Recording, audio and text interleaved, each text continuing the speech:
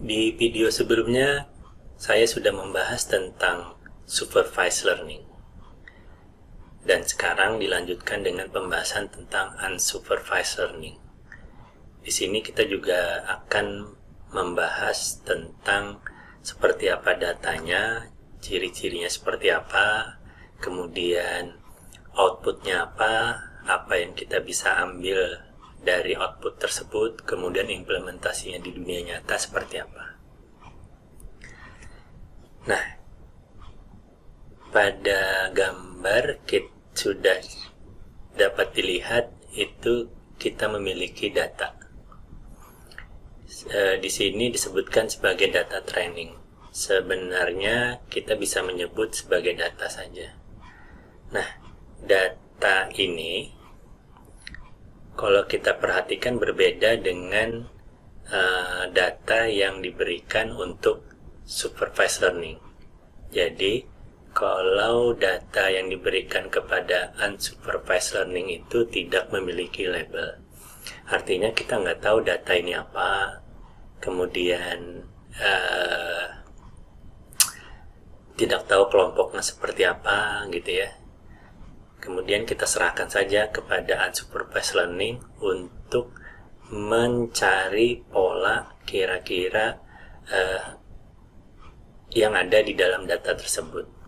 Nah, kemudian nanti setelah dimasukkan ke unsupervised learning, maka keluarlah data seperti ini. Bisa dilihat di sini ternyata unsupervised learning itu bisa mengelompokkan data-data yang mirip gitu ya. Pada kelompok pertama bisa dilihat di situ gambarnya atau hewannya mirip. Pertama mempunyai paruh misalnya, kemudian mempunyai sayap.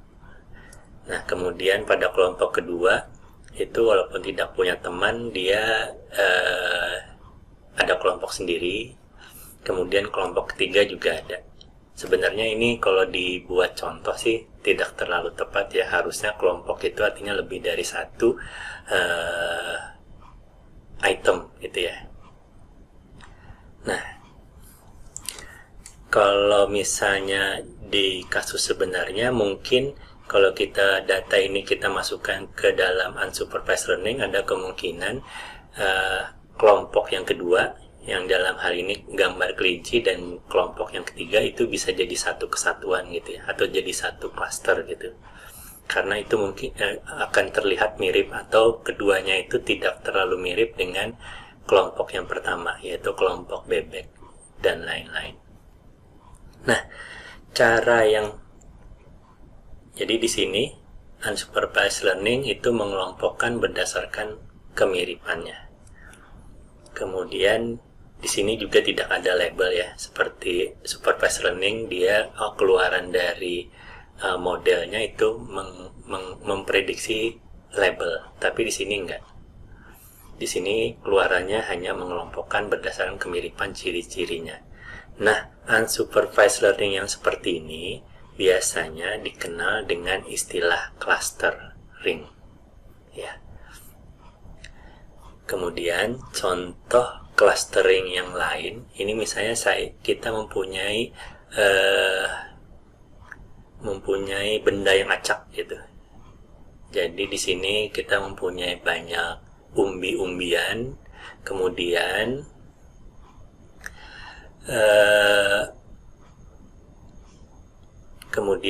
kita masukkan data ini ke dalam algoritma clustering.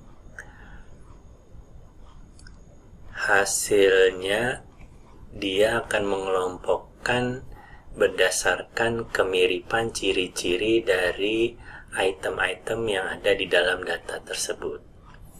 Pada contoh di sini terlihat datanya dikelompokkan menjadi 3 kelompok atau 3 klaster yang mirip ciri-cirinya. Kita lihat yang kelompok yang pertama ini, kelompok 1, kemudian ada kelompok 2, kemudian ada kelompok 3. Tapi komputer nggak tahu ini apa gitu ya. Jadi itu ada tanda tanya. Kelompok 1 itu apa, itu nggak tahu komputer. Kemudian kelompok 2 itu apa, juga nggak tahu. Kelompok 3 apa, dia juga nggak tahu. Yang dia tahu, komputer itu bahwa item-item tersebut atau umbi-umbian tersebut itu mirip ciri-cirinya.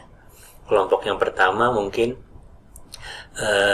ciri-cirinya itu warnanya mirip gitu ya. Kemudian mungkin bentuknya mirip.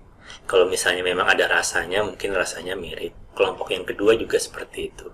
Kemudian kelompok yang 3 mungkin dia melihat juga dari warnanya yang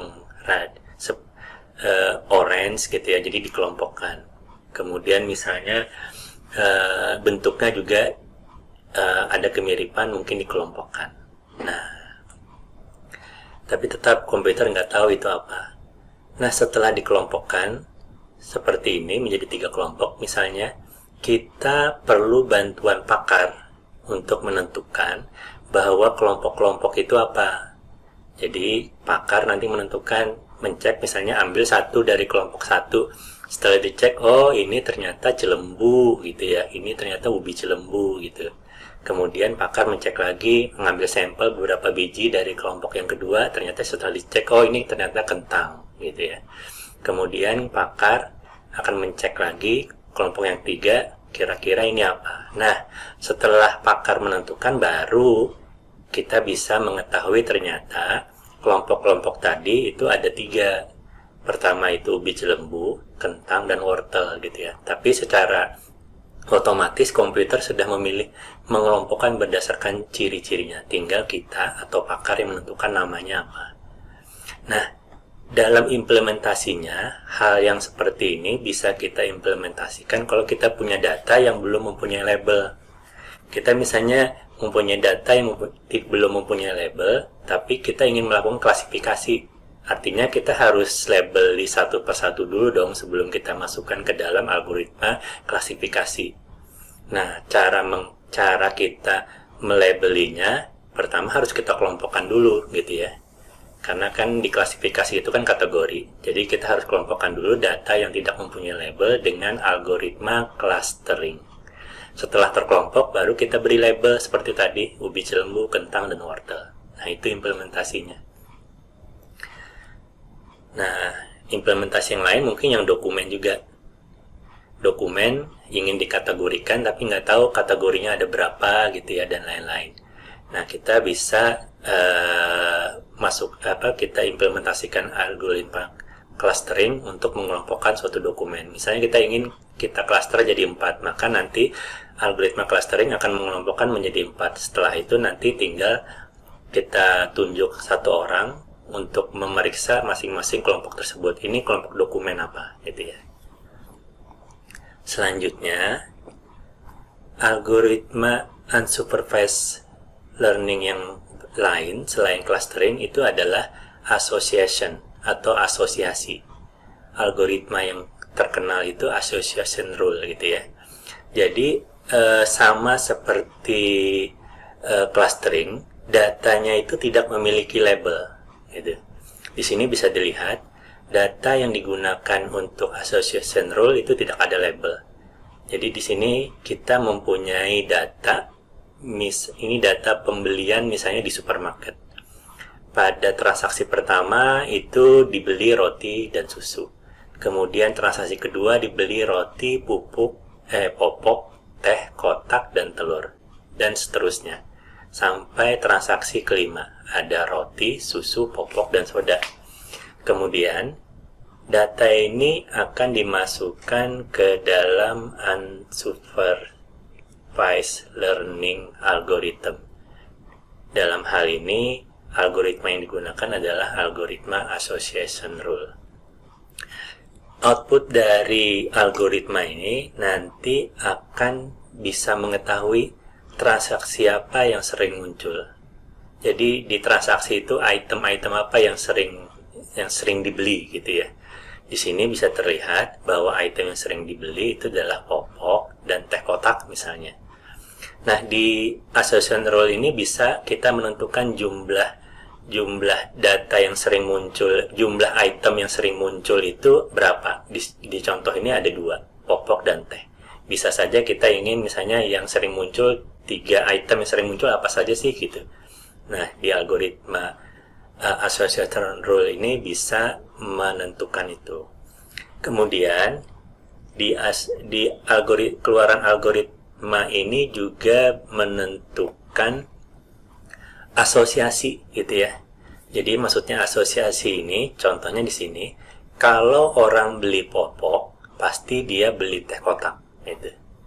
Nah, dari contoh yang di atas itu ada association rule-nya atau pengetahuan bahwa dari data di atas itu kalau misalnya orang beli popok pasti beli teh kotak gitu. Nah, inilah outputnya. Jadi output dari algoritma ini adalah transaksi yang sering muncul atau asosiasi gitu ya. Nah, implementasinya seperti apa? Kalau implementasinya di toko atau supermarket, itu kita bisa menentukan akhirnya. Kalau misalnya tadi hasil pembelajarannya itu bahwa kalau orang beli popok pasti beli teh kotak, maka nanti di rak belanja itu didekatkan antara popok dan teh kotak gitu ya. Karena kan association rule-nya itu gitu. Nah, makanya kalau kita lihat susunan-susunan yang ada di depan kasir itu mungkin hasil dari algoritma association rule ini gitu ya. Jadi nanti didekatkan gitu ya. Atau bisa saja barang yang tidak laku itu apa saja, bisa saja didekatkan seperti itu. Tapi dari hasil pembelajaran ini. Nah, kesimpulannya, jadi di sini kita bisa lihat bahwa unsupervised learning itu bisa dibagi menjadi dua. Pertama clustering, yang kedua asosiasi. Kemudian algoritma clustering itu dapat mencari pola kemiripan suatu data dan mengelompokkannya. Namun hasil pengelompokannya harus diperiksa untuk mengetahui nama atau makna dari kelompok atau cluster tersebut. Yang tadi pada kasus kita perlu seorang pakar untuk menentukan makna dari masing-masing kelompok. Kemudian yang kedua, tipe yang kedua adalah asosiasi, bertujuan untuk mencari pola dari suatu data, yaitu data yang sering muncul, kemudian ada hubungan antar satu atau lebih item dalam suatu data. Contohnya tadi kalau beli popok, maka beli teh kotak juga. Di situ disebutkan satu atau lebih item. Jadi ada kemungkinan kalau beli popok dan beli teh kotak, maka dia beli apa lagi gitu ya. Atau misalnya kalau misalnya dia beli teh kotak dan roti, maka dia beli apa lagi. Nah, itu yang bisa pengetahuan yang bisa kita dapatkan dari algoritma asosiasi.